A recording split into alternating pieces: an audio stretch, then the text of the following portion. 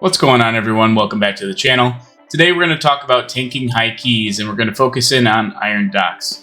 If this is your first time visiting the channel, please like, subscribe, and comment. Let me know how you feel like the channel is flowing as far as information and whether or not these tips are helpful. We're going to go ahead and play back a video at increased speed as we run through the dungeon. I'll be doing my best to walk through any gotchas from a tank perspective, anything that you need to worry about on a pull-by-pull basis. As you can see, this week's affixes are Fortified, Bolstering, and Quaking, as well as our seasonal affix, Shrouded. For this first pull, we decided to go big. We have a couple of options on this first pull. You can do one of two things.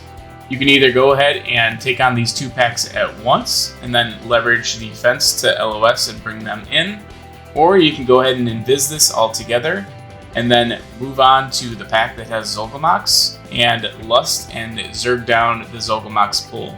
We decided to just go ahead and zug this first pull. It didn't seem overly dangerous to us. We felt very confident in our DPS, so we ended up blowing our Lust there. This guy ended up getting bolstered pretty big, so he takes a little bit longer to go down. And then we have a relatively unlucky path here. Given the fact that it is bolstering, we're going to do our best to try to get these guys down as soon as possible. The only thing you need to worry about here are the flame arrows that drop down. Move them out, and you're going to want to do your best, and hopefully you'll get luckier than we did with the pathing, where you can get all four of these mobs together. That patrol is just a single patrol. Do your best to not use an ability on that patrol, or you may end up inadvertently pulling the next pack that has Zolgamox in it. Use something that doesn't do any damage, like a taunt, and you should be more than fine. So we go ahead and wrap up this first pull. It only has 2 bolstering right now. Still hitting like a Mack truck, but we're doing our best with it. We're going to go then into the Zolgamox pull. And as I mentioned, if you were to start this dungeon and invis at the start, you would take this Zolgamox pull as well as the Technician and the Dreadlord that are kind of in the back there, all as one pull, and you'd Lust on that and Zerg it down. We opt, again, to just zug this dungeon and go directly the straightest path through. We're going to go ahead and make sure that we're interrupting Zolgamox so that it doesn't absorb too much from its shield. Zolgamox is not at all affected by any of the dungeon affixes, so it will not bolster. And then we're just going to make sure we're not stepping on each other during Quaking here. And then as you can see, we've got the last mob that was kind of lingering in the back that attacks from range CC'd, so that does not bolster as well. Zolgamox only scales with the key level that you're doing. It has nothing to do with any of the other dungeon affixes, no interactions there. Because of that, we end up pulling Zolgamox right on top of the CC mob, and we're going to bring them down together. Now, what we could have done for the sake of time is we could have taken Zolgamox as well as the CC'd mob into the next 2-pack. But instead, what we end up doing is actually something relatively silly, so I'd like that you all learn from my mistake here. Generally, what I would do on a pull like that is not use Avenger Shield. I would just simply cast a Judgment or something like that, and I'd be able to get both packs here. Instead, what I did, that I ended up clipping out, is I sent an Avenger Shield, and it ended up aggroing the boss. Not the pack that you want to have bolstered while also fighting off of the boss. So we went ahead and did a quick reset and repulled very quickly. We're still doing okay on time here. The biggest thing that you want to do is you want to make sure that these guys are all interrupted. You do stuns whenever possible, and then given the fact that it's bolstering, you're just going to want to make sure you're taking manageable damage for your healer. See, I'm doing quite a bit of healing of my own just to make sure that I don't completely get one-shot or 2-tapped. Given that this is a fortified week, the boss is very simple. All you're going to want to do is make sure that you are keeping an eye on the wolf, and whenever possible, dragging the boss on top of the wolf once he dismounts here. Other than that, you avoid the arrows, and then you're going to want to be quick on a soothe for the wolf, as well as a purge on the boss when he does his shield.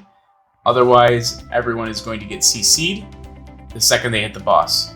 So you can see we get rid of his shield pretty quickly, and we're right back on top of the boss. Don't do the best job here of keeping the 2 targets together in the way that I typically would like to. Some of the fire got in the way, and the group was pretty spread out, so the wolf was running all over the place on me. Once it's down to just the boss, it's pretty much a spank and tank. The only thing that you need to worry about is purging his shield, which is coming up now. We have a very quick purge there, and then avoiding these flaming arrows.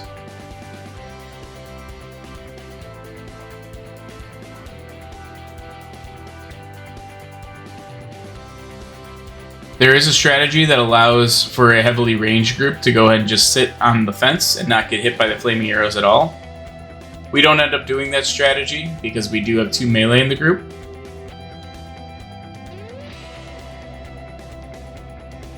Now, if you were to skip to Zul'Gamox as your first pull and lust on it, you would have gone straight up on the map instead of going over here to the grounds right away. Since we zug-zugged and went straight through, we don't need to do that. You can see I'm just grouping up these Grons here for the first Iron Star, keeping an eye on my health. And then we went ahead and sent that second star a little early just because we had the Grons lined up pretty nicely in the back. So I'm just going to go ahead and pull this middle group on over to the edge to make sure we get them all. At this point in the dungeon, you should be at roughly 53%, give or take 1%, to make it a nice clean route.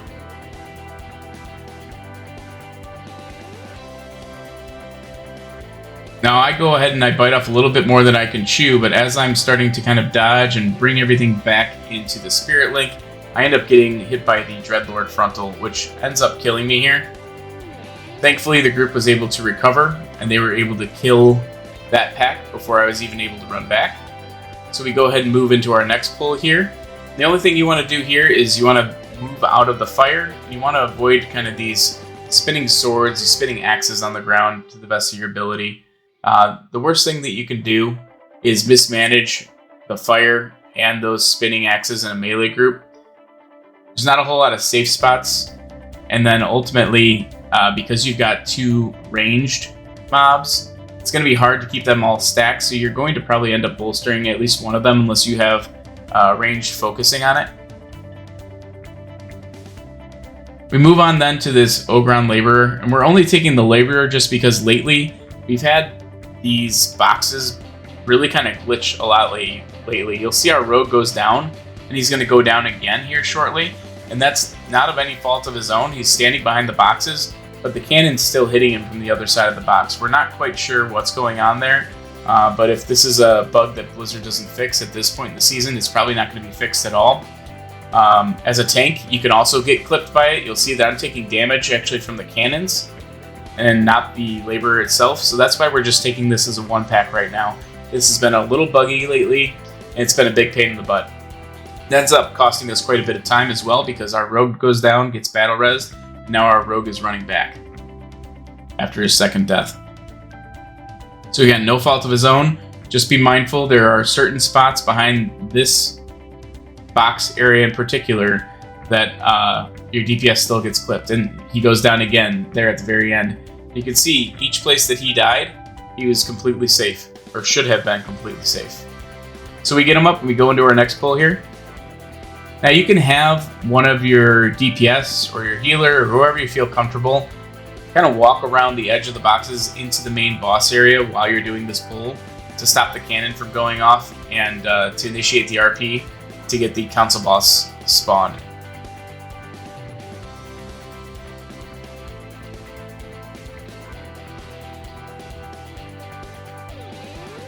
Once this pack is done, we're going to move on to the council boss. Now at this key level, what we'll generally do is we'll focus in on the hunter mob, the one that sets out all the traps. Try to get that one down first. We have a lot of AoE in this group though, so they do tend to die a little bit more evenly. We're going to be interrupting the blood cast whenever that pops up, the blood bolt.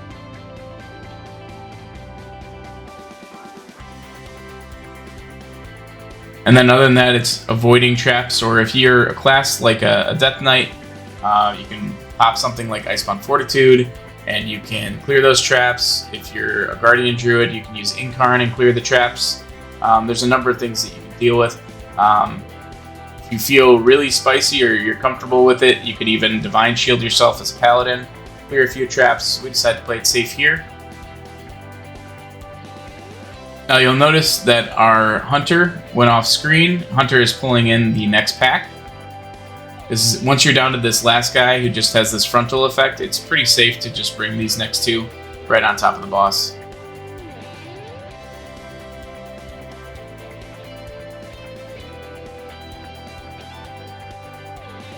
We're going to stay here just because of the distance between this pull and the next pull. We're just going to leverage the corners for LOS to try to keep them grouped to the best of our ability. Nothing too dangerous that you need to watch for as a tank on this one.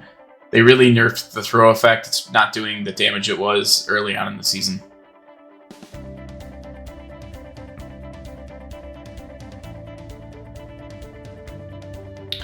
Now there's a couple of things you can do on this pull. One of the things I generally would like to do if we didn't have the cleft hoof here is to kind of LOS them, to kind of bring them around the corner.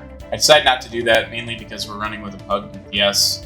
And sometimes the communication is a little wanting. The one thing you do want to watch out for as a tank is that you don't sit in the little metal spikes that these guys throw out. If you do that even accidentally, you're going to go ahead and melt, and your healer is not going to be a big fan of you. The cleft hoof is going to be running all over the place, so the best thing you can do is to take the other three mobs and just try to keep them grouped together to the best of your ability without, again, stepping on those metal spikes. We're going to go into this next pull. And we're going to take this one slow, and we just take this as a 2-pack. Primary reason for this is that Lava Blast really, really hurts. And again, we have a melee-heavy group. So between the metal spikes and the Lava Burst, we're just playing it safe. Especially given that the next pull is going to have yet another Lava Burst, and it is fortified. So it's this pack here that you're going to want to make sure that you have some kind of cooldowns up on. Cleft Hoof is going to continue to run all over the place, but given the fact that you're dealing with the serrated spikes as well as the lava burst, this platform gets to be pretty dangerous overall, and it also can be an LOS nightmare for your healer. So if you either go up or down a ramp, doesn't matter which side, you can end up LOSing your healer. You'll see that we actually have our Hunter go down, so this pack ends up staying up much longer than it needs to.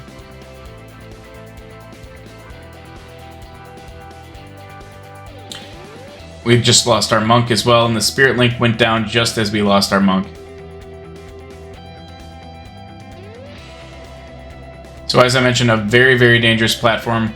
We don't have the coordination for it. And again, we lost our DPS early and ended up wiping here. So this is essentially why we end up not timing this key. We were going at a pretty good clip despite our earlier mistakes, but that wipe right there was kind of the nail in the coffin. So we at least got the fire mob down. We don't have to deal with the lava bursts anymore. So we're going to do our best to make quick work of these three mobs, and then we'll go into our final pull.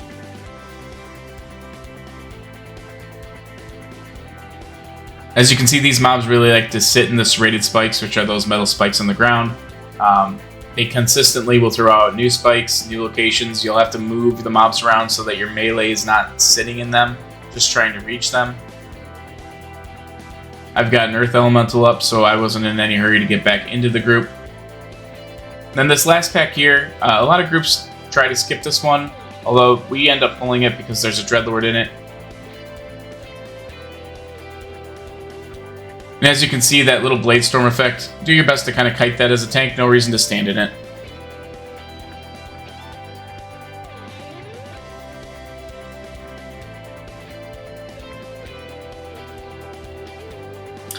So if we didn't already feel like we were well beyond time given the length of the last boss, we would have been pulling this pack after the Dreadlord goes down right into the boss. So we end up slowing it down here just to make sure no mistakes are made. For this boss, you're just going to want to avoid that frontal entirely. There's no reason to stand in front of that and take that. The second he jumps back as a tank, just move off to the side. He immediately then goes into the wolf phase. At a key level like this, having something like Binding Shot becomes pretty much mandatory. As you can see, these wolves are up for a while, even though it is just fortified weak.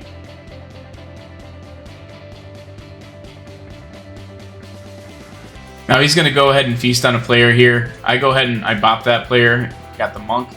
If you don't have an immunity, then you're going to have to rely on an external to get through that. So the healer is going to have to be pumping the person that is actively getting frenzied on. So for this, we don't even chase the boss. We let him go and open the cage, and then we immediately CC the Rifle.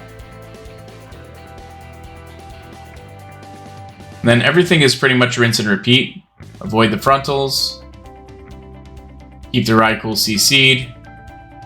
When it's feeding time, you do your best to help out the healer where you can. If you have an immunity, pop it so you don't have to sit in it. I went ahead and I became a healer in that instance as a paladin. So we got a little lucky with this last one. He ended up opening the wolves cage right next to the Rylak, and that made for a very bad time, or so we thought. We ended up just focusing down the boss, and it was okay, but we still ended up getting a couple pulses from the Rifle.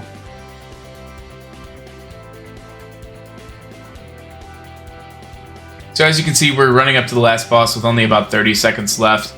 So we had known when we wiped on that last platform that we weren't going to time the key. What you're going to want to do here is you're going to want to focus on Koromar. As a tank, when Koromar ends up jumping away like he is right now, there's no need to chase it. You're going to do your best to just stay on top of Skull Rock, and you're going to want to mitigate everything that he hits you with.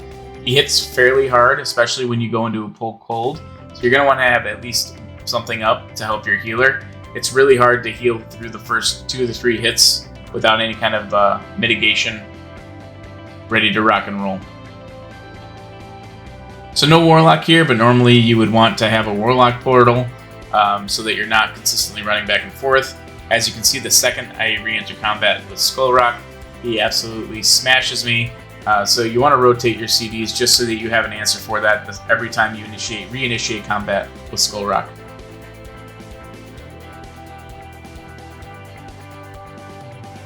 Zolgash ends up coming out on this phase, and he's going to go ahead and whirlwind his way around during this knockback phase. Just ignore him for the most part and then get back to Skull Rock as soon as possible. Again, pop your mitigation right away. He hits the hardest at the beginning of the pull. And that'll about do it for Iron Docks. So hopefully this video was helpful as you're starting to get into keys over 20, gives you an idea of what to do and what not to do, certain things to look out for. I would love some feedback as to how these videos are either helping you or confusing you, what kind of clarification you need. So please do me a favor, like or dislike, and please leave a comment below.